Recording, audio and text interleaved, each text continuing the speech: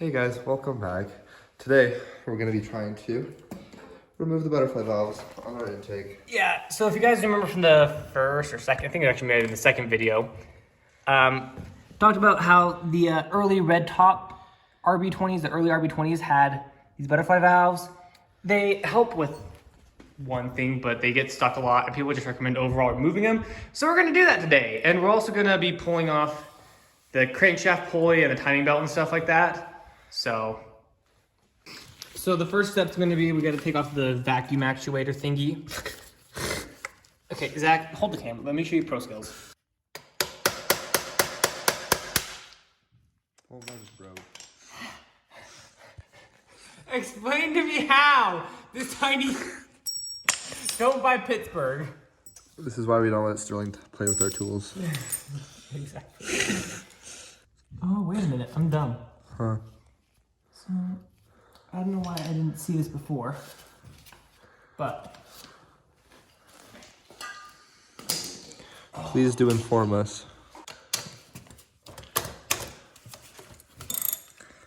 Oh, I don't even need to do that. So I'm dumb. So this is just your regular intake manifold. You can see.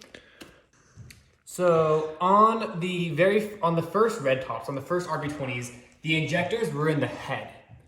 On the mid red top, or the late red tops, the injectors are in the intake manifold, much like the silver top RB20s. So that's cool. This is actually really similar to the silver top intake plenum. It's also got these butterfly valve thingies, which we're gonna be changing. So what we're gonna do, we're gonna be stripping this down and cleaning it, of course, and getting the injector. We're gonna probably do bigger injectors. But we need to get this vacuum pump off so we can rotate the butterfly valve so we can get the little screw. There's just some Phillips on them. We'll show you later, but we need to take this apart. In fact, oh, I guess we can do that. Never mind. Okay, so.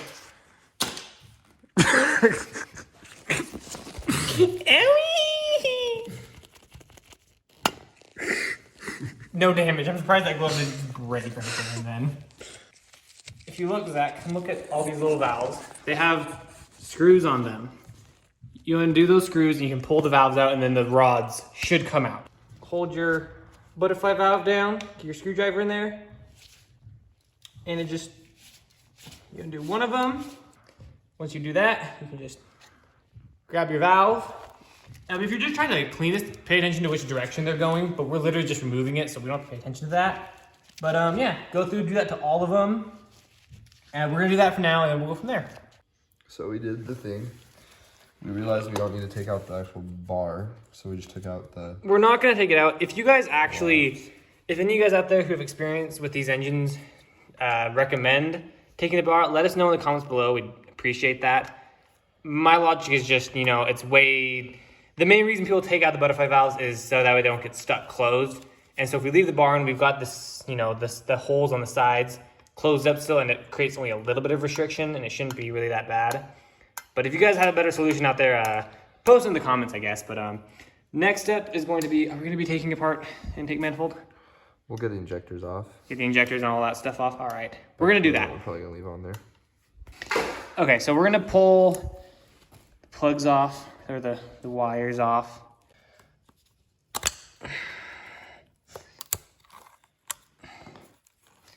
That, pretty self-explanatory, I guess. You just, oh yeah, so we're gonna do this bolt here and that bolt there. What size do you think that is? 12 or 13. Yep, it's a 12.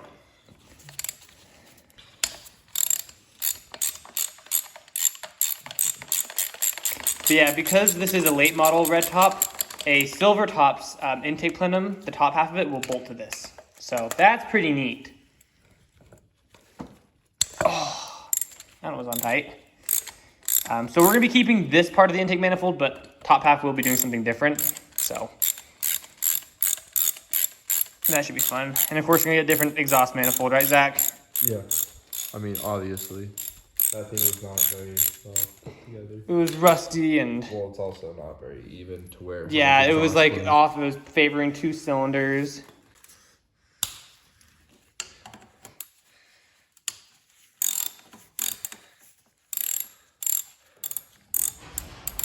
Can we extend them?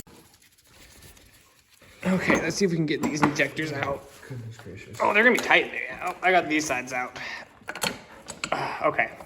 So now, oh, it's hooked to this vacuum line. It's not actually hooked to it, it's just... We always forget to unhook things, and so we always have to do this right as we're trying to take the thing off. Well, it's how we learn how to unhook things. Yeah. What needs to be unhooked. Exactly. There's the injector rail. Yep, this is the beauty of the late model red tops, is they actually have manifold injection instead of port injection. I think that's what the difference is. Anyway, so we're gonna be upgrading those injectors. We did get the NICS thingy off, whatever. Next step is gonna be, we gotta get the puller so we can pull that off, and so we can do the rest of this stuff. So, see you guys in a second. What's up, Zach? Not much. Happy birthday. Thank you. I mean, this wasn't really gonna happen, but... Yeah, we weren't planning on doing this. And we don't have the time for the rest of the week because... Work. Exactly. So, we decided instead of taking off this right now, we're actually gonna take off the oil pan so we can get a better look, and because we're gonna try to hopefully soon get into doing engine mount stuff. To start working and on try to getting test fitting it. Yeah, fitting it into the engine, test fitting it. Which means taking off the oil pan so we can Get a different oil pan. front sump, yeah, rear sump, because front sumps don't fit on a 300zx. You have to put them on, you have to do a rear sump, which they exist actually. You can get an RB20 rear sump for a 300zx Z31, but they're really hard to find, and there are other options. We're just gonna do a little bit more research, figure out what's gonna be the best option for us, and we'll update you guys with that along the way. So we're gonna be draining the oil, getting the oil pan off, and looking at just the bottom end, because we looked at the top end halfway. Now we gotta look at the, but now we're gonna get a really, really good look at the engine. yeah. So Actually, after we get the protected stuff off. But yeah, we'll eventually get a really good look at the engine. yes. Okay. Let's get this oil drain. Make sure you're going the right way.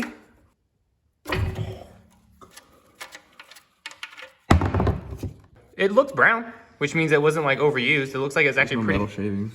It looks really fresh as well. Like, you can tell it's got a little bit of brownness to it, which means that it's still relatively fresh oil. Oh yeah, I also forgot to say, we need to also pull off these little bracket things off the side so we can actually get the oil pan off. So we're gonna do that as well. Oh my gosh. You want me to try my big strong's? Oh my gosh. Okay. Mr. Mechanic over Mr. here. Mechanic. Mr. Sketchy Big Smarts. Yeah, not even a drop. But that makes sense when I'm Just getting showing that's your new shot glass. So are we gonna try flipping it, sideways? Oh yeah, Ross gonna try to flip it. So that'd make things a lot easier as well. So we're gonna try to do that. So let's hop to it.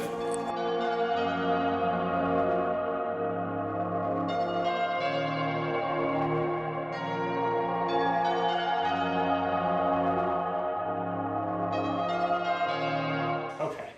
So I'm gonna get you guys down a little bit lower so you can watch us take the oil pan off. So let's get to that.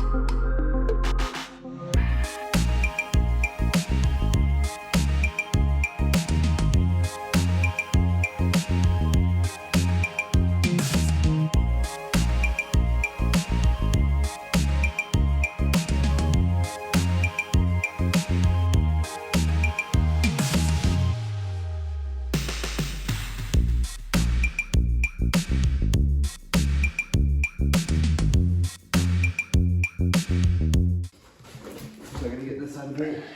Okay. That's a bad idea.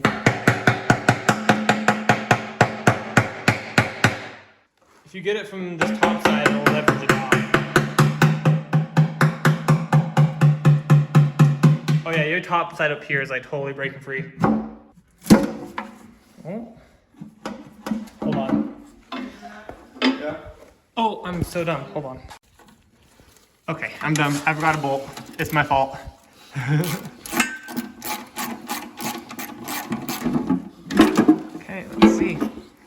Yeah, let's see the oil pan first before we show them the bottom end. All right.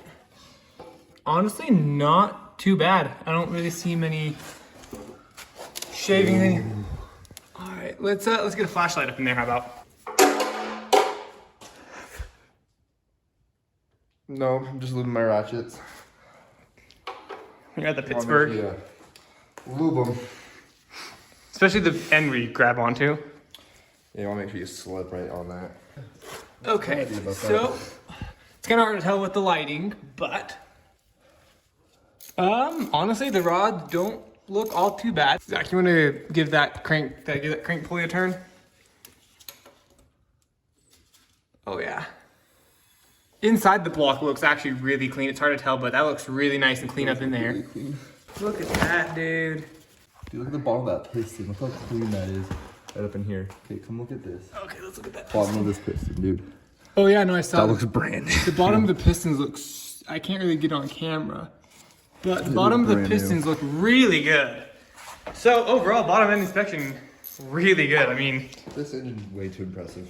it was well taken care of. For one broken stud. Yeah, so for the rear sump, what we need to do is the oil fill, or the oil pickup, my bad, needs to get relocated back here. And that oil sump needs to be, we need to get a new oil sump for it. And then of course we're gonna clean up all this stuff, make it look a lot nicer. But overall, I mean, this engine's looking really good, bottom end wise. Oh yeah, you guys can kind of see, it looks shiny, it looks new up in there. The rods look good. It's looking really good up in this engine. So next step for us for this build, Zach, is gonna be oil pan, right? Probably try to figure out oil pan. All right. So we can start mocking up some kind of a Engine mount setup. Because we got to figure out how we're gonna mount this thing to the engine, which we'll go more in depth when we actually start getting. Yeah, because I've done some research on how to do it. We'll go more in depth when we actually start doing it. But Zach, can we send it off? Well, I mean, I hope you guys have a very greasy week. Because I mean, we have greasy days all the time. Oh yeah. But anyway, hopefully next week we'll have some more videos up for you. Well, we will, but hopefully it'll be entertaining. You guys should check it out. And if you guys aren't following our TikTok or our Instagram, go check those out. They're also in the link. And if you have any questions, you can DM us or Comment below. But other than that, guys, stay safe.